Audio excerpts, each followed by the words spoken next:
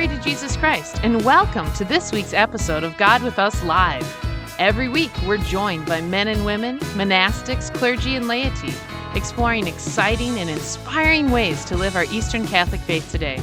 Your host is Nick Medelsky, husband, father, and tonsured reader of the Ukrainian Catholic Eparchy of St. Nicholas. And now, here's Nick. Welcome once again, listeners, to God with Us Live. Very exciting show today. Very excited to speak with our next guest.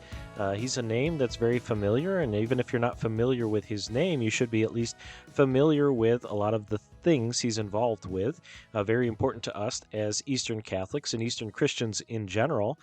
Jack Figel, welcome to the show, Jack. Would you mind kind of introducing yourself to our listeners? Tell us a little bit about who you are and that sort of stuff. Sure, Nick. Glory to Jesus Christ. I'm happy to be on the show today. Thanks for inviting me. I was born and raised outside of Pittsburgh, Pennsylvania, as a Ruthenian Byzantine Catholic. Both my parents went to the same Byzantine Catholic Church, Saints Peter and Paul in Duquesne, Pennsylvania. All four of my grandparents were Greek Catholic, Byzantine Catholics from near the Prešov region of Slovakia and immigrated to America in the early 20th century. Met in the coal mines of Western Pennsylvania and then the steel mills. And so I'm a born and raised Ruthenian Byzantine Catholic and have grown up in the church. When I was in high school, I was in charge of the altar servers that we had, and it was a fairly large parish. We had 40 boys that served at the altar, about 1,000 people in the parish, and our Holy Week services were so elaborate that we had 2 to 3 weeks of rehearsals beforehand, so everybody knew what they were doing, getting ready for the processions of Good Friday and then for Resurrection Matins on Pascha, Easter itself. Right. I went away to college in engineering school in Rochester, New York in the mid-'70s. Came to Washington, D.C. with my first job working for the government. 5 years with the government, went into the private sector, worked 10 years for a software company that designed and sold project management software. And then in 1991, the company chose a strategic direction to avoid PCs as a platform and stick with mainframes, and I told them they were all wrong. So they gave me a severance package, said I didn't have any place in the company, and I said, well, you're not going to be a company much longer. So, ignoring the PC market in 1991 was just, Wow, yeah, absolutely. So I started my own consulting company and just did odd jobs, designed brochures, created demo discs, and then got involved with a PC product that I thought was really, really good stuff and ended up doing consulting work and designing the scheduling systems that were building brand new aircraft carriers for the Navy. Wow. I spent time down at Cape Canaveral designing the scheduling system that NASA used to launch the space shuttle. Wow. For each flight. Then I moved to Mack Trucks and designed the management system for their R&D of new trucks and engines, and then into the pharmaceutical industry with a different specialized product that helped forecast resources on a very detailed basis, and did consulting work for Merck Pharmaceuticals, Johnson & Johnson, all the biggies. Then about 10 years ago, I took a couple of years off and managed the construction of our new church building, Epiphany Church in Annandale, Virginia. And since then, beautiful. I've been making a living semi-retired from the hobbies that I started in the 1990s, namely Eastern Christian publications, the book publishing that you mentioned earlier. Wow, fantastic. And we'll talk a little bit about the Eastern Christian publications kind of after the break.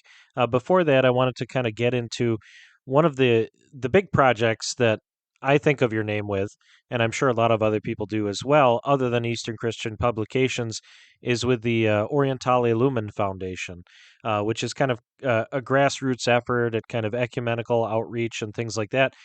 So, what first got you interested in that sort of work?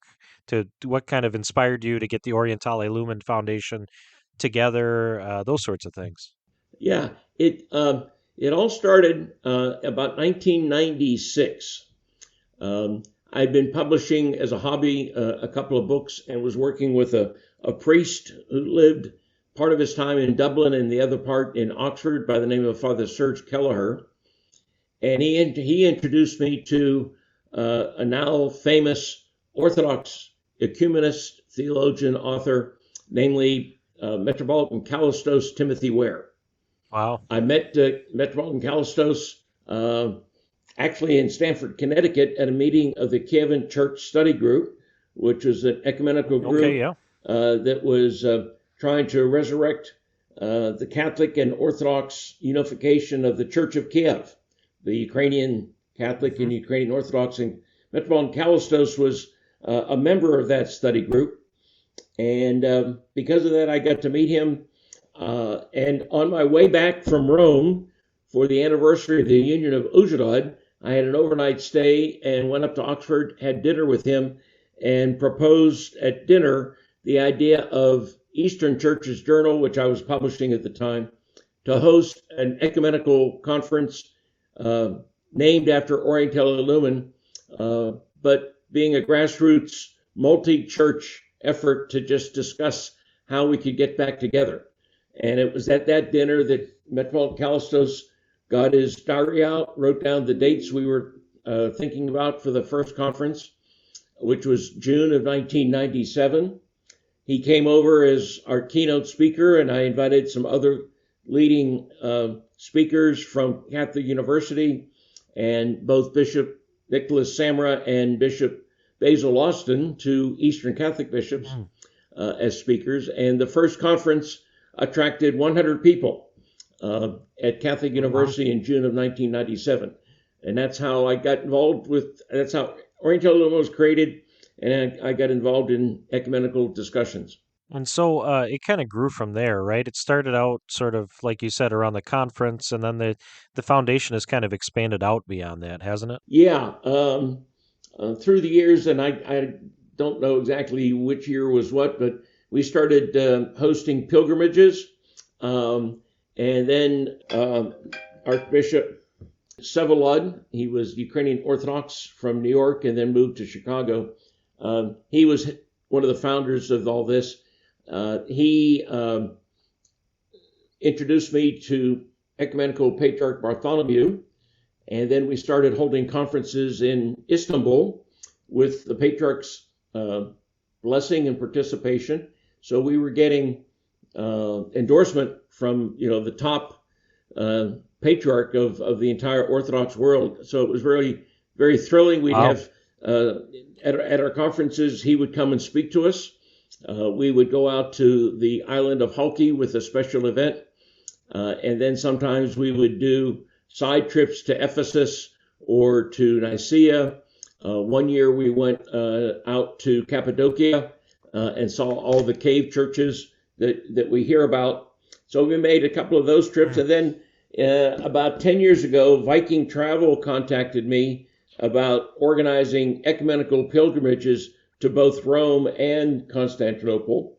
So we had our first ecumenical pilgrimage then.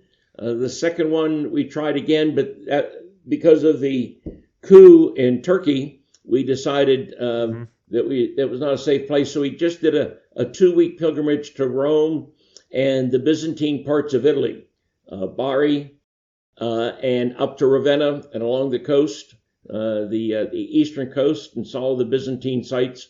And then the third year, we added the Holy Land to that itinerary. And so 4 years ago, we went to the Holy Land along with Rome and Istanbul. And then just this past summer, we went to Istanbul and the Holy Land for a 2-week pilgrimage with about 40 people.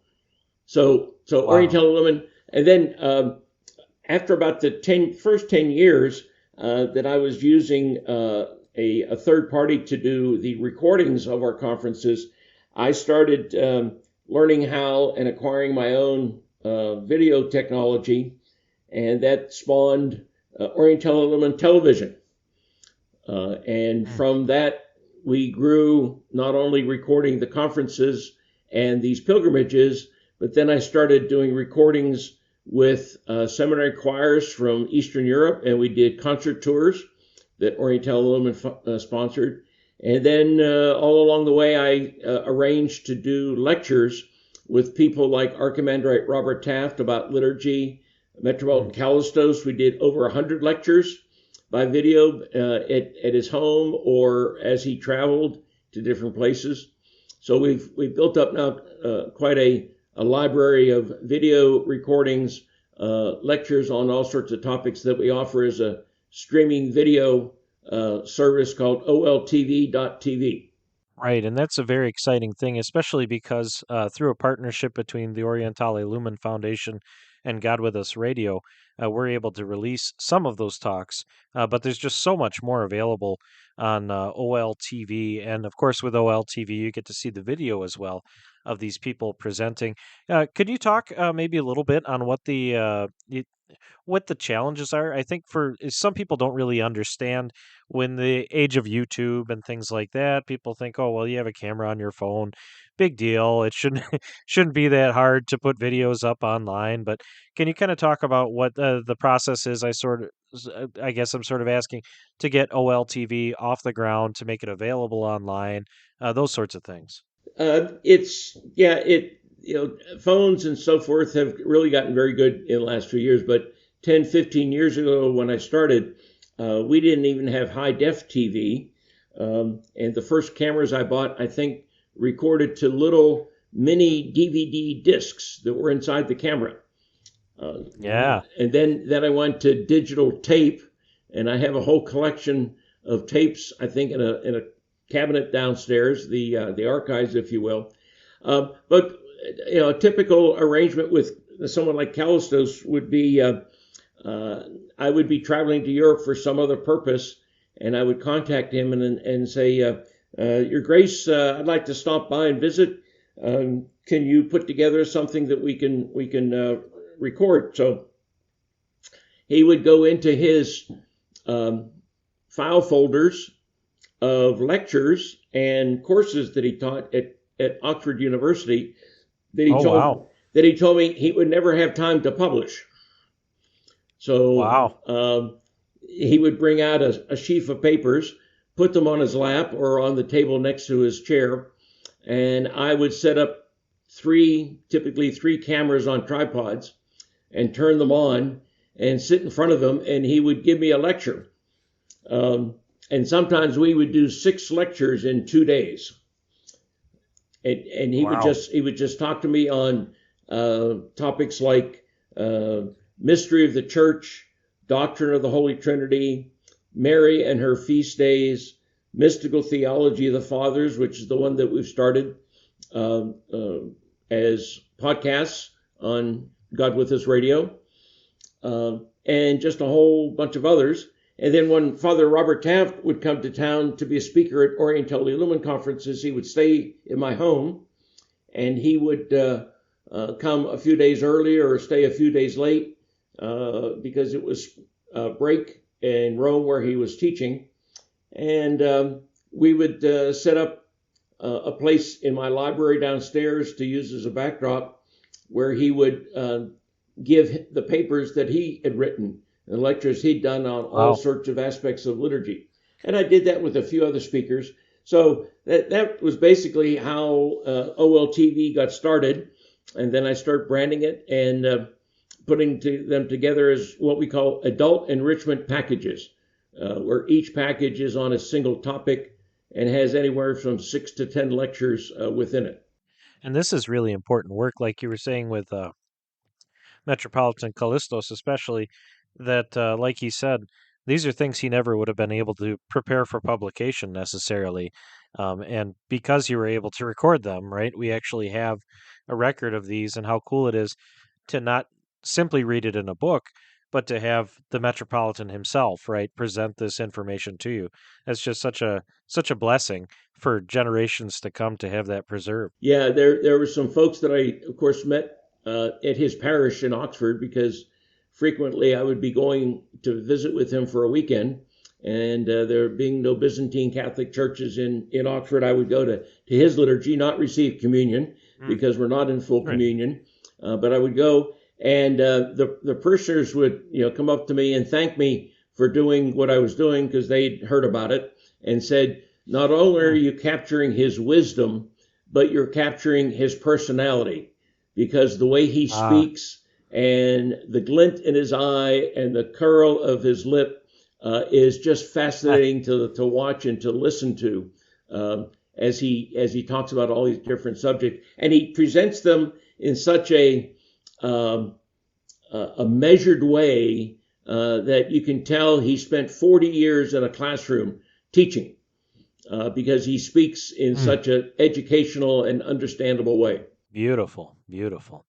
Well, that's it's such a blessing, and like I said, such a blessing to be able to share some of those talks through God With Us Radio, and to be able to point people as well to OLTV to find more of those. And I know there's a further collaboration, right, with the God With Us Institute, I believe it is, to kind of package some of these recordings as courses that people will be able to take with God With Us.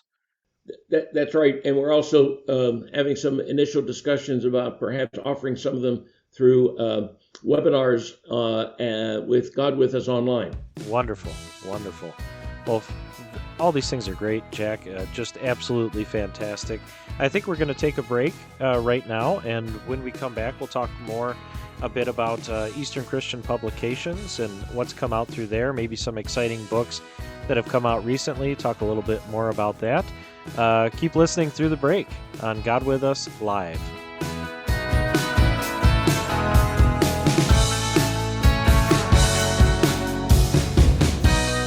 If you like God With Us Live, you might also like Orientale Lumen podcasts featuring world-renowned theologians like Archimandrite Robert Taft and Metropolitan Callistos Ware. Orientale Lumen Podcasts is your daily dose of Eastern wisdom and spirituality from the archives of the Orientale Lumen Foundation, an international grassroots ecumenical institution. Find it in your favorite podcast app or on the web at godwithusonline.org/radio.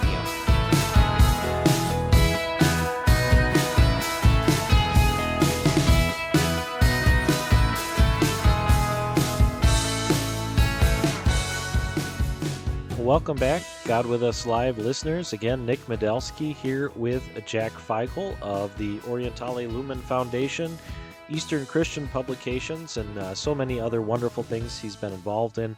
Before the break, we talked a lot about that work through the Orientale Lumen Foundation, how that led to pilgrimages, and then even OLTV and the OL podcast, the Orientale Lumen podcasts we're able to offer here at God With Us Radio, and some courses through God With Us Online and the God With Us Institute. But there's also there's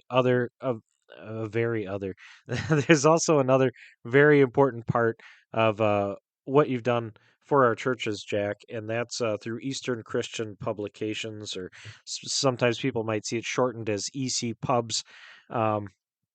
Could you kind of tell us a little bit about how you got into publishing Eastern Christian resources? It all started back around 1992 when I was on a trip to England, being best man for a business associate who lived in Windsor. And I had a spare evening and went up to Oxford and had dinner with Father Serge Kelleher and a Father Elias O'Brien. And Father Serge had just taken over as the editor of what then was called Chrysostom, which was the newsletter of the Society of St. John Chrysostom. And I was telling and explaining to Father Serge that I was working for one of my clients in designing and laying out a software manual for a computer program on project management, which was my day job back in those days. And I volunteered to help him transform the Chrysostom newsletter into Eastern Church's Journal, in following on from what had been Eastern Church's Review and Eastern Church's Quarterly earlier in the 20th century. And those were publications that brought together Orthodox and Catholic authors and materials into an ecumenical publication that was oriented around Eastern Catholic churches and Eastern Catholic writers. So I offered to publish an Eastern Church's journal based in the States, in Washington, Virginia, where I live. And that's how we started the first edition in 1993-94 of ECJ. And by the way, Eastern Church's Journal, as of a year ago or so, I have transferred to being a publication of the Byzantine Catholic Seminary in Pittsburgh. And as part of their accreditation, they now have a peer journal that has a 25-year history to it. And they're all excited. Their first volume, which actually is volume 26, has just came out this past summer. So if any of your listeners are interested in following on with that, ECJ is now in the hands of St. Cyril Methodius Seminary as part of their accreditation for degree programs. Eastern Church's Journal then turned into our first book, where Father Serge came to me and said there was this very old liturgy book, a liturgicon in Slavonic called služebnik, that was published in the year 1639 by the Metropolitan Archbishop of Kiev at the time by the name of Peter Mohila. And he published a number of books in the middle of the 17th century that have become famous and important liturgical sources for both the Ukrainian Catholic and Ruthenian Catholic and the Orthodox churches as authentic Slavonic texts that our churches follow. And the year 1639 was important for me because, as most of your listeners know, the Union of Uzhhorod that created the Ruthenian Catholic Church, of which I belong, was created in the year 1646. So it occurred to me that in 1639, when my ancestors were still Orthodox, this would have been the book they were using in the Carpathian Mountains as the liturgy book in all those little wooden churches. Right, exactly. And this was a chance to reprint that book and preserve it for scholars, but also preserve it for anyone else who wanted to go find out what the authentic Ruthenian usage was or what the text was. And so I put together a project back in 93, 94, 95 to scan an original that Archbishop Vsevolod had in his private library, have every page cleaned pixel by pixel to be clearer from the original, cleaning all of the graphic images so they were really, really sharp. And then this is way back in the days before digital printing existed, was to then print those books and make them available. So we printed 500 copies. We only put 100 into binding, and we sold them and broke even, and was able to preserve the book. And now the book has gone through a couple of metamorphoses. I have finally sold most of those 500 copies. I think I've got about 10 or 20 left. But a big sale of them went actually to the Ukrainian Catholic Church after it moved from Lviv to Kiev. Oh, yeah. They bought them from me on a whole pallet about 5 years ago, and I had to ship them over to Kiev by way of boat. But that's a whole other story. But that's how Eastern Christian Publications kind of got started. We started with ECJ, and then we did the Mohila služebnik, and then we started publishing occasional books here and there. In the early days, we would have to print offsets, so we'd have to make 500 or 1,000 books, and I would invest in them from my day job, and we put out, a couple of books a year in the early years. But then as the technology improved, I've now kind of perfected the technique of being halfway between print on demand and a big publisher. So an author can come to me, or if I come across a text, I will do the design layout myself. And then we will make digital copies using digital printing, and we can still make them economical to be able to sell for people to buy, that they can afford. So I typically now make 50 to 100 books in the first print run. Sometimes those 50 books will sell out right away, or sometimes it'll take a couple of years. But at least I'm bringing a lot of unknown material and or content that never would have seen the light of day because there's just not that big a demand. But with what I put together and the technique and process I use, I'm able to take even someone's master's thesis and make it available as a book. And if it's popular and sells well, then I do a reprint. So before you had kind of started down this road, had you been involved with publishing at all? Were you able to find people to kind of guide you through the process as that started, or is this something that you kind of had to figure out on your own and learn along the way? Yeah, it's the latter. I knew no one in publishing. I just started with doing the design work for that software company for their manual, and sort of taught myself how to do the layout work with what was the then best product called Ventura Publisher. And then about 10 years ago, a graphics artist worked for me for about a year, helping me doing cover designs, and introduced me to the now current best software called Adobe InDesign. And I've essentially taught myself how to make books using that product. And that graphics artist that sort of, helped me get along the way, then left working for me and decided to go to the seminary. And now he is Father Louis Rabeda in Atlanta, Georgia.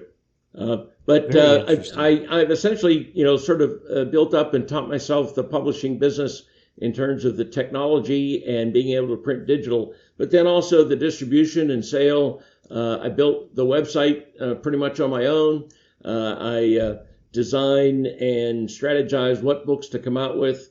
I get approached by authors from around the world and have found a niche of, it's a small market, but I think I'm the largest publisher in the Eastern Catholic world. Yeah, that's probably not an exaggeration at all, because especially in the U.S., that's definitely true, and I wouldn't be surprised around the world if that's the case as well. Could you maybe talk a little bit about things that maybe surprised you when you started on this road with Eastern Christian publications? Maybe books that you weren't sure would do too well, or things that surprised you with how well they did, things like that. I'll maybe just speak about publications in the last year because they're sort of close to my mind. The one that has done a lot better than I ever expected was the book we published now about a year ago. It's called Book of the Hours, and it's a complete, authentic translation of what's known in Slavonic as the Časoslav. It's the divine office that was published by Rome as the official Ruthenian recension or Ruthenian text, with Vespers, Matins, the Hours, and a number of other services, the Compline. It's essentially the divine office for us Byzantines. And this particular book is the comprehensive, complete text, really designed for clergy, but can be used by lay persons who want to have an advanced prayer life. And I've worked very heavily with my pastor, Father John Basrab, in getting the translations done, editing the ones that existed, working with Bishop Milan Locke and my bishop, Kirk Burnett, in terms of various translation issues and the collection. We actually did a draft that I gave as a gift to Cardinal Leonardo Sandri when he visited the U.S. 3 years ago, maybe 4 years ago, for the anniversary of the Eparchy of Parma and the anniversary of Pittsburgh. and I gave him a copy. And when he got back to Rome, I got word that the folks in Rome liked it so much that they encouraged him to encourage us to actually get it into print. So with the support of Rome and the two bishops in the U.S., it was quite an undertaking, 900 pages. And given the importance of it and the fact that a complete English edition of Vespers and Matins only existed in sort of draft form on the seminary website, and also with the Sisters of St. Basil, who published various books 40 years ago, their Vespers Matins, they'd never really officially been approved. They just sort of come into general usage. It was a great service they did for the church, but they did it for their own purposes because they were looking for the office, the daily office to use in their monastery, and it's what everybody started to pick up. So this was a project that was going to provide those services in a complete, authentic form directly from the approved typical edition, as they call it, that was issued by Rome, by the congregation, now the Dicastery for Eastern Churches. And I was really taking a chance in that to get a book of that nature published in a high quality form with sewn binding and nice leatherette covers with gold stamping and two-color print with the red and black ink, to make any sort of number of books, the minimum print run is about 1,000. Because anything less than that, the setup of the big printing presses costs so much that it's almost the same price to do 500 as it is to 1,000. All you're paying for is paper once you got all the setup done. And then Bishop Milan, who's now moved back to Bratislava, encouraged me by saying that he wanted to buy 500 of them right off the bat. So I upped my order to 1,500 books, and believe it or not, I only have 30 left in 1 year. Wow. When I sell out of the 30, I don't know what I'm going to do, because it's going to be another investment of $20,000 or $30,000 to make another 1,000 copies. But nevertheless, that was a big surprise that we sold that many. The other big surprise has come more recently, in that about 6 weeks ago, a priest came to me and said that they found a couple of cases of church Slavonic prayer books in one of their storerooms that were like in brand new cases. They'd just come from the printer, and they evidently, no one remembered them, and it looks like they were bought and made in the 1960s, so, more than 50 years ago. And so I thought, well, we'll make these available through our website and see how it goes. It's a shame that they're just sitting in a box. So I announced them. It's one of them is a 200-page hymnal that was published in Prešov. So it's Church Slavonic, and it has music. And it's 200 pages. Half of the hymns I never heard before. And so these are Slavonic hymns that we've lost in the process of moving to America, that had never translated to English. And so I'm hoping making these available someday will be able to enhance our music and the hymns we have in church. The second book is called the melodious, which is just a small collection of prayers, and it has the liturgy and daily prayers and the most popular prayers that a layperson would use. And the particular edition that they found was published in 1924, compiled by a priest by the name of Nikolai Choma. And it just turned out that particular edition and that book was the book that my grandmother on my father's side used as a young woman in her 20s, that she left to my father, that my father left to me, and that I have here sitting on my desk. How cool. The third book was called the Veliki Izbornik, which is the large collection of prayers, and it's the priest edition with all the propers you need for the daily office. So I announced these three books being available, and in the first week, we sold 25% of them. Wow. I couldn't believe it. And then another surprise was just last week. I published a book that was a scan of a 1945 prayer book for children that one of the older members of my parish brought to me. That was his book when he made First Holy Communion back near Pittsburgh. And he wanted to give a couple of copies to his grandchildren and asked me if I could scan and reprint them for him. And so I did. And then I thought, well, I'm going to just offer them as a paperback book and see if there might be some interest in these, out in the market. And I made 50 of them. I announced the book last Tuesday. And as of today, we are sold out of all 50 copies. Wow. And it's dual English and Church Slavonic with color drawings from the Divine Liturgy. And it's designed for children when they're, in the sort of second, third grade age group, with simple forms of the liturgy, your daily prayers, and then examination of conscience, the 10 Commandments, and ways to prepare for confession, and that sort of thing. So it's a real small, basic. It's only like 3.5 by 5 inches in size, about 200 pages. So it's a real nice pocket prayer book. Yeah, fantastic. That's so great to hear those and hear about the great things you're able to make available again for people.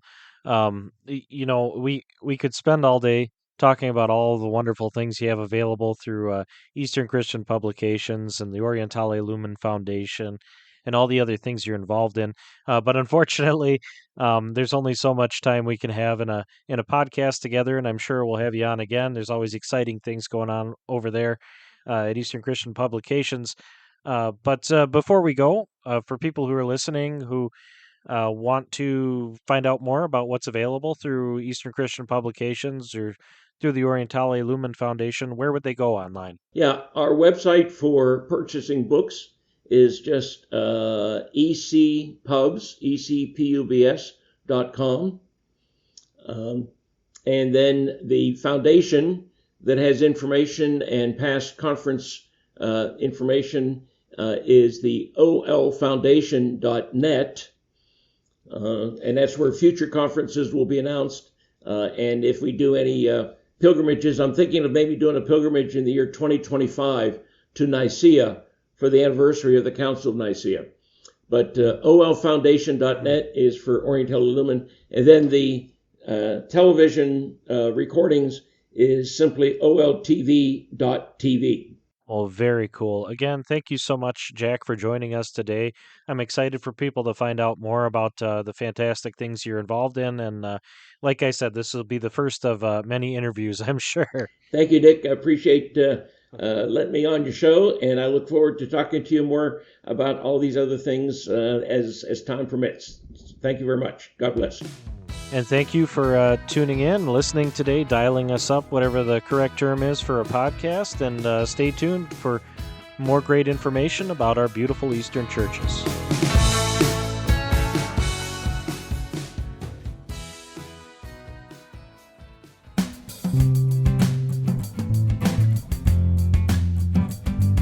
In this episode of Scenes with the Saints, we learn about Saint Romanos the Melodist. Saint Romanos the Melodist is said to have composed around 1,000 hymns full of beautiful imagery and complex rhyme schemes, but he was not always so well known. Romanos was born in the Syrian city of Emesa to holy and pious parents. Wanting to dedicate himself to God, Romanos began serving in his local church and eventually moved to the imperial capital, serving in the great Hagia Sophia as a reader. The only problem was that Romanos was tone deaf and had a very harsh voice. The congregation cringed when he chanted, and his fellow clergy mocked him. One year, on the eve of the Nativity of our Lord, Romanos sang so poorly that another reader had to take his place. Utterly humiliated and full of despair, Romanos fled to our mother, the Holy Theotokos, and begged for her help. That night, she answered his prayer, appearing to him in a vision, handing him a scroll, and telling him to eat it. That Christmas morning, he rushed off to the cathedral for matins. When it came time for Romanos to chant, he climbed the steps to the pulpit as the members of the congregation began to plug their ears and his fellow clergy began to snicker. However, Everyone was soon awestruck when they heard the beautiful voice coming out of Romanos' mouth, along with the complexity of the hymn he had newly composed for this great feast. Due to his newfound ability in hymnody, Romanos was soon ordained a deacon and became a highly sought-after teacher of singing and composition. Of the 1,000 hymns he is said to have composed, only 59 remain. And his most famous hymn? The Kontakion of the Nativity that he first sang after the miraculous help of the Theotokos. Thanks for listening to this episode of Scenes with the Saints. Join us next week when we learn more about the lives of these holy men and women.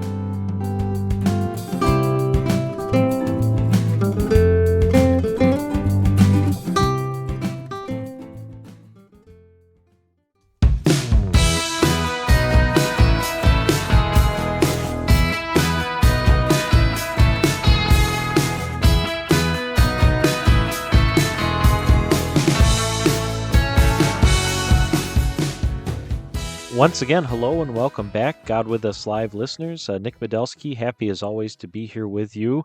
Very excited for our next guest. He's a fellow parishioner, a fellow Mission Institute student, and a friend here in Minneapolis, Yuri Ivan. I could go through his whole biography, but what would be the point of having him on the show then? So, Yuri, welcome to the show. Could you introduce yourself? Hello, Nick. Hello, everybody in the audience. I'm Yuri Ivan. I am originally from Ukraine, and I am the choir director at St. Constantine's Ukrainian Catholic Church here in Minneapolis. As I said, I was born in Ukraine. My formal training was partly in Ukraine. I went to conservatory in Lviv. After graduation, I worked for an opera house and a symphony orchestra, and then I earned a doctoral degree here at the University of Minnesota School of Music, and I am conducting orchestras and choirs and freelancing here in town, and also I'm the founder and artistic director of the Byzantine Choral Festival here in Minneapolis.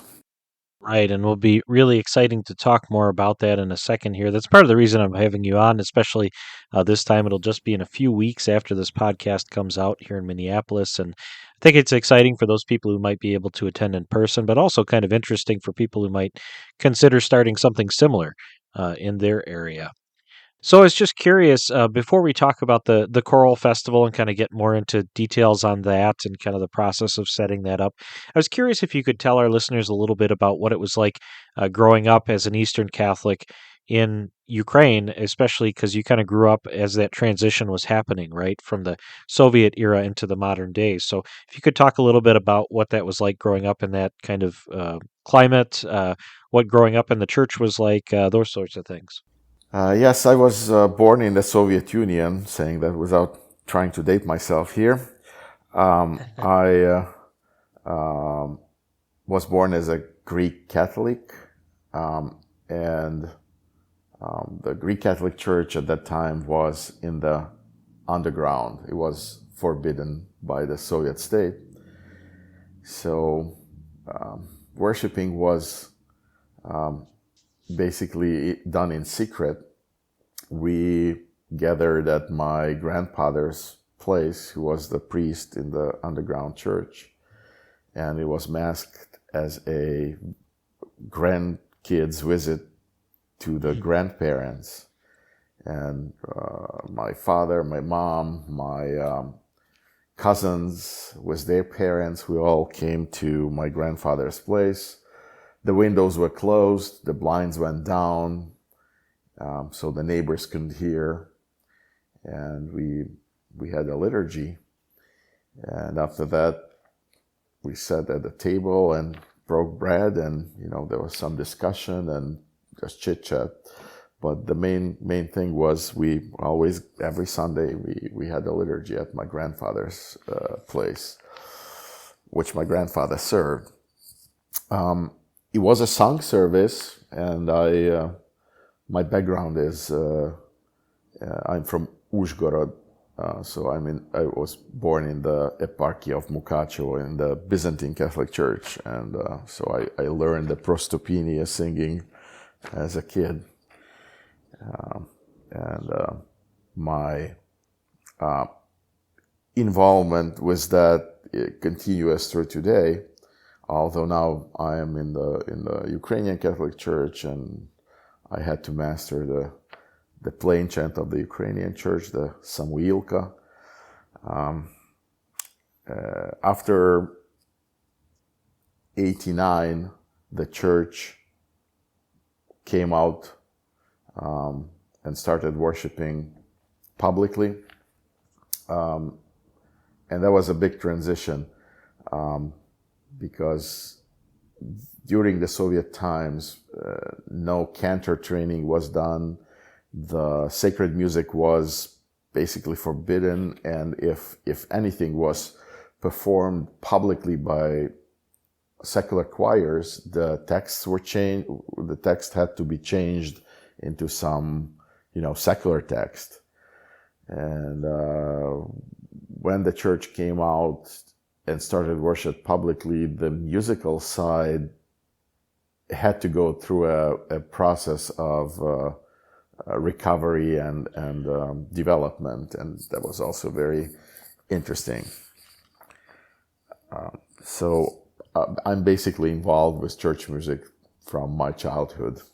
Yeah, absolutely. And what a time to be involved, like you said, as it comes back into the public sphere and people are relearning, right? The chant and everything like that. Yes. What was that? How did it, well, I guess I think, I, yeah, let me try that again. Um, so I'm curious then how it came about that you came here to the United States to study for a doctoral program for music, and then, as you mentioned, transitioned right from the Prostopinia back in uh, the Zakarpattia, right in Ukraine, here to the Galician singing at a Ukrainian parish. Yes, when I came to St. Constantine's, I was hired as a choir director.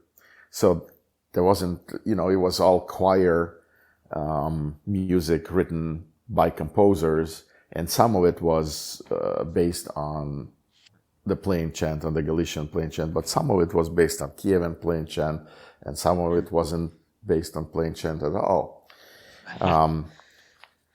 Eventually, though, some of the services needed a cantor, but very few of them, when in my first years with St. Constantine's, very few were sung by a cantor. So I was asked to do that, and gradually the number of services increased, and nowadays we have Vespers and Matins and liturgy sung by a cantor, as well as a liturgy sung by the choir. So eventually I had to master more and more and more of the Galician chant, and I'm still learning as we speak. Well, um, it's been an honor to learn alongside you and learn from you as we moved here to Minnesota to learn a lot of the services, especially Vespers. And now our kids are learning it, and I swear my little ones are better at it than I am. So I think Anne could take it on if she could read some of the difficult words in the stichra and everything. She probably could take over for both of us. But I think she it's could. it's been fantastic learning that. I would think it's pretty evident to most of our listeners. A lot of our listeners are Eastern Catholics, but I'm sure there's some other people, Roman Catholics and maybe Orthodox or some other people mixed in. But I wondered if you could just, in general, talk about kind of the how important music is in our churches. Both in the Ruthenian Church as well as the Ukrainian Catholic Church. Why is it important? To bother to learn the tones, to bother to learn how to cantor, things like that. Well, let me start with this. When I first came and got introduced to St. Constantine's here in Minneapolis, the Byzantine Rite service was not new to me, but it was very interesting to observe how non-Ukrainians or the locals with other backgrounds reacted when they got into the church. And I heard comments like, wow, your church looks like a jewel box. And others said, whoa, this is a lot of smoke for one service. And others said, I can't believe how often you make the sign of the cross and how often you prostrate. And then the others said, well, this whole service was singing nonstop. So yes, this is all true about our services. We try to involve, or we have to involve, all five senses. Mm-hmm. Our liturgical services are not complete without involving our five senses, because we believe that we have to involve the whole person. And that's why our churches are ornate. We use incense, we sing. Our services, by default, are all sung. And if some churches, some parishes have services that are recited, it's only because they don't have a cantor or don't have anyone to sing. We also involve the body. We process, we make the sign of the cross, we prostrate, and our taste is involved when we go to communion. Before communion, we pray a prayer that says that we believe that partaking in the communion, it is for the healing of our souls and bodies.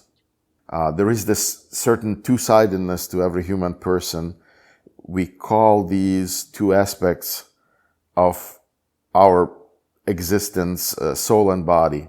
Without a body, we would be spirits, and without the spirit, we would be simply animals. And we need both to be human and to worship our Creator.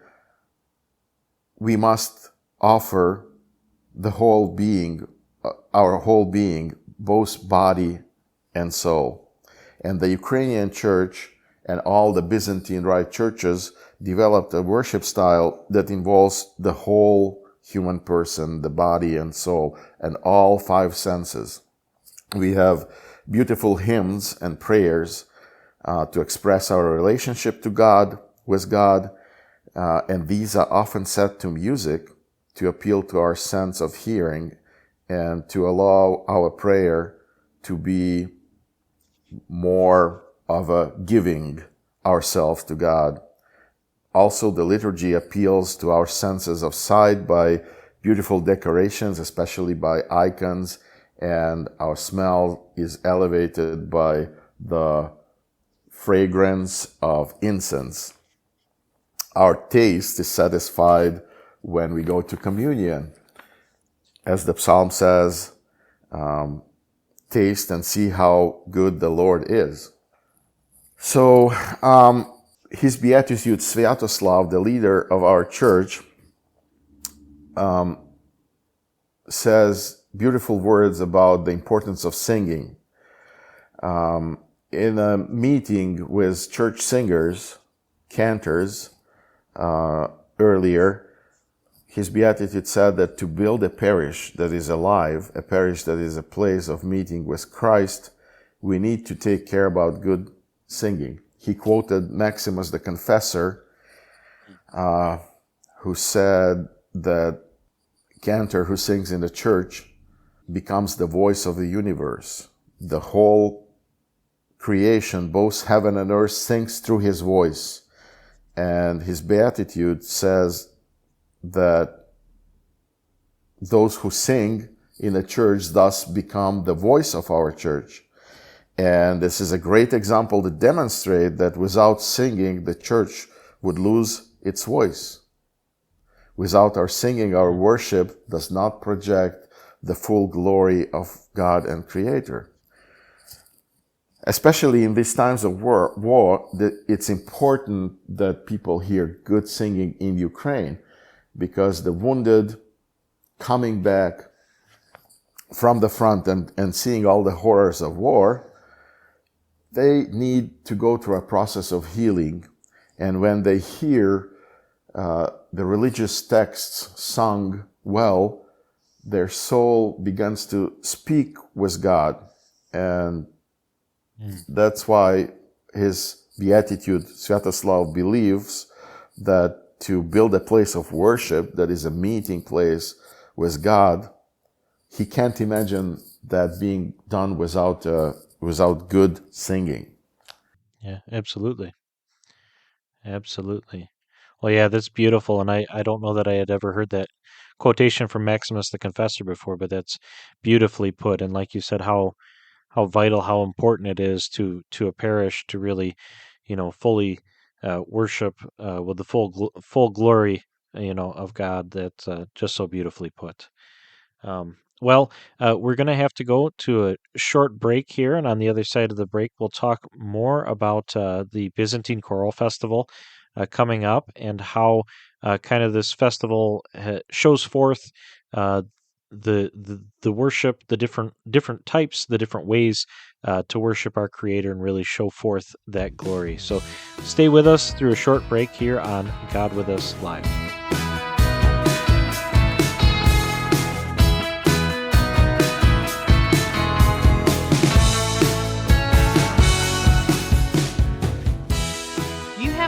For a topic or guest we should feature on God With Us Live? We'd love to hear from you. Drop us a line at info@godwithusradio.org. Once again, thank you for listening to this episode of God With Us Live. Again, Nick Medelsky, happy to be here with you, and Yuri Ivan with us on the line through the interwebs, talking to us today about we talked in the first half about music and the importance of music, especially in our Eastern churches, especially in our cases the Byzantine Catholic or Ruthenian Catholic Church, as well as the Ukrainian Catholic Church. And now we can kind of talk about something very exciting that Yuri's been involved with over the past several years, the Byzantine Choral Festival here in Minnesota. First of all, I guess we should say kind of what is it, and how did you get the idea? How did it get off the ground? The Byzantine Choral Festival was founded in 2010, and I think this is the 14th annual Byzantine Choral Festival that we will have on October 22 at 5 p.m. At St. Constantine's. We, as a church choir at St. Constantine's, singers and conductor, we were all trying to think how to improve our singing, and improving usually involves listening to others and learning from others what they do, but we're all busy on Sundays, so we cannot go to another church and listen to another church choir and learn what they do. So we come up with this idea that we create a forum for choirs and choir masters and invite them to share their unique inspirations and love for liturgical music with all of us and with our audience. And in 2010, we had a first concert, and for a couple years we just did concerts, and then eventually we started to offer a 2-day event. So on Saturday we would have a workshop, a choral workshop, during which 50 to 60 people of all walks of life who just love to sing, they come together and they work for 5-6 hours and learn 20-25 minutes of music, and then they perform that on a Sunday concert. And on the Sunday concert we featured another 5 choirs, both church choirs and choirs that are, community choirs, that don't have any relationship to any of the churches. Some of the choirs are auditioned, and some of the choirs are non-auditioned, and that gives a big spread of skill sets. But usually those who perform at the festival, they know what they're doing, and the music that they sing is beautiful. Well, fantastic, and it's been really great. We've been able to attend a few years now since we've moved here to Minnesota. Just the breadth of choirs that are featured and the breadth of music as well. So, could you maybe talk a little bit more about people hear Byzantine Choral Festival, that can mean different things to different people, or it may mean nothing, I suppose. Also, but could you talk a bit about what sort of choirs are featured and what sort of repertoire is featured? Yes, so regarding the repertoire, um, in general, people think of this music as being Russian Orthodox, but the music that we sing is not nor Russian, not nor Orthodox, because we have an array of choirs who perform this music and perform it even in their worship. So we all love to sing Bortnyansky, for example, and we sing Right. all kinds of liturgical music that's written by composers, and also that's just being plain chant. Over the years, we had choirs of different denominations come, and they learned liturgical music of the Byzantine Rite and sung it at the concert. So we had Pentecostals, Orthodox, Maronite, Lutheran, Baptist, Byzantine Catholic, Ukrainian Catholic, Moravians, and other secular choirs.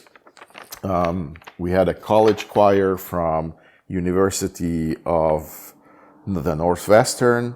We had Sonomento from McPhail School of Music, very famous here in Minneapolis. We also had Mila Vocal Ensemble, Minnesota Renaissance Choir, and other secular choirs. And this year we will have, for the third time, a choir called From Age to Age, also a professional secular choir who will come and present liturgical music of the Byzantine Rite, singing at our festival.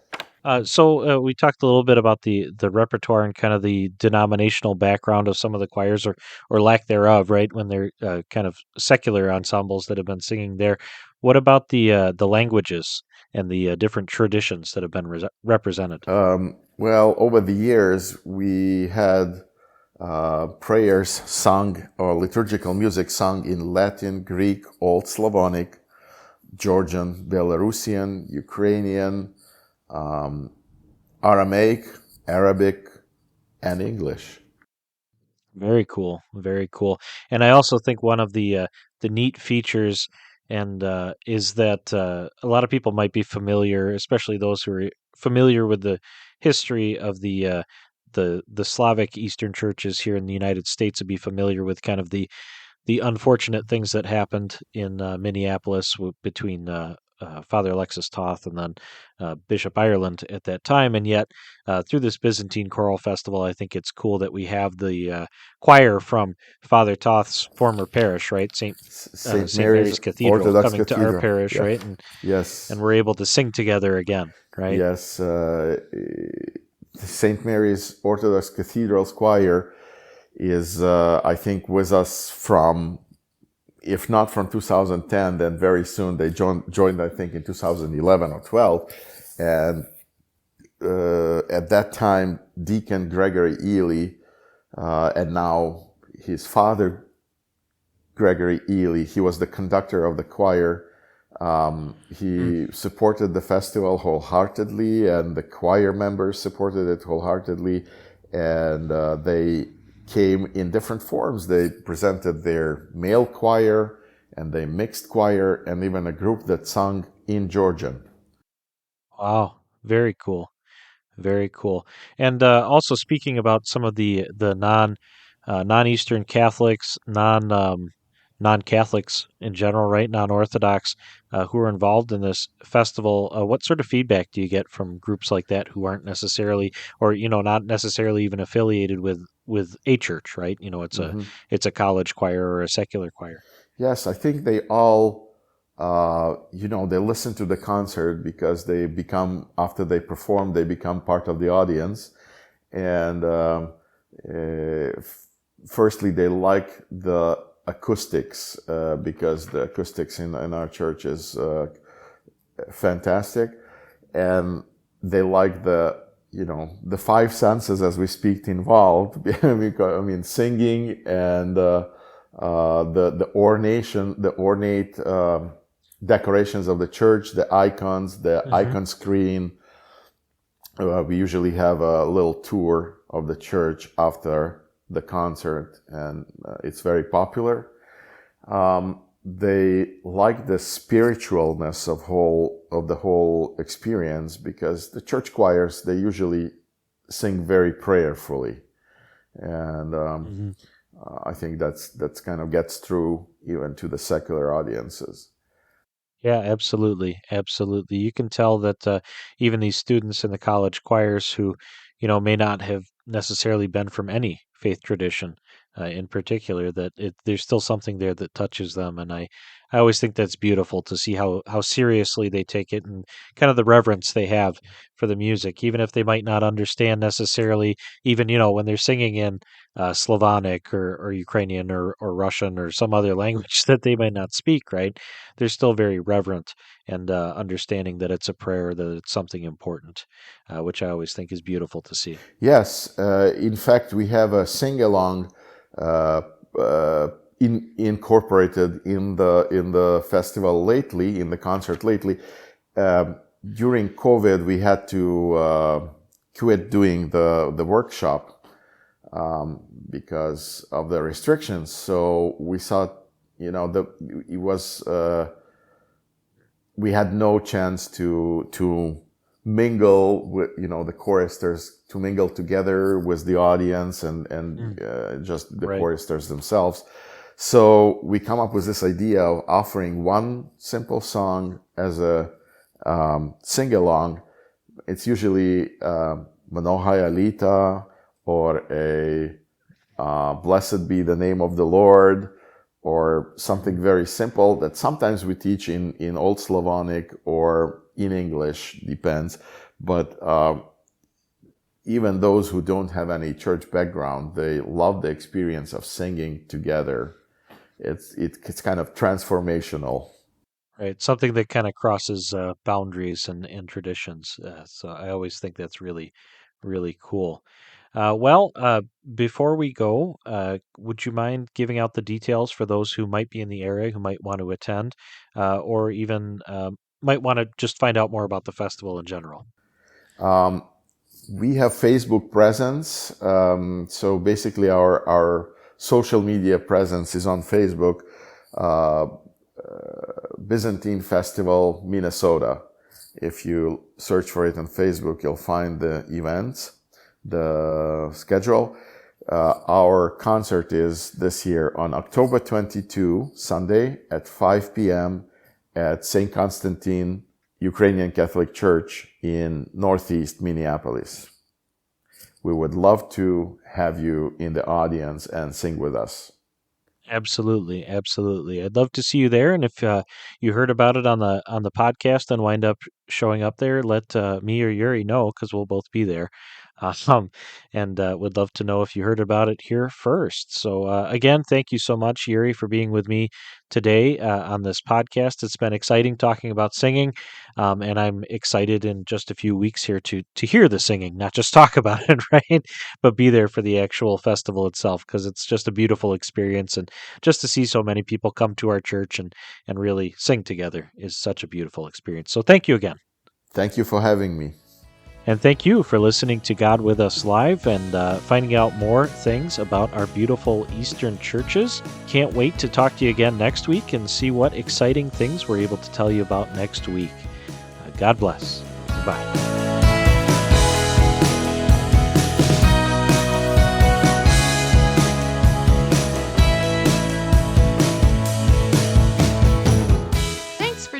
us for this week's episode of God with Us Live. Make sure to tell a friend or two about us and subscribe in your favorite podcast app so you never miss an episode. Don't forget to follow God with Us online on Facebook and Instagram for even more great content about the Eastern Catholic Churches.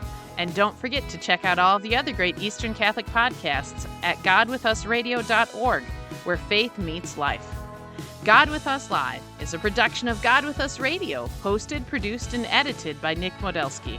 Send us a message at info@godwithusradio.org.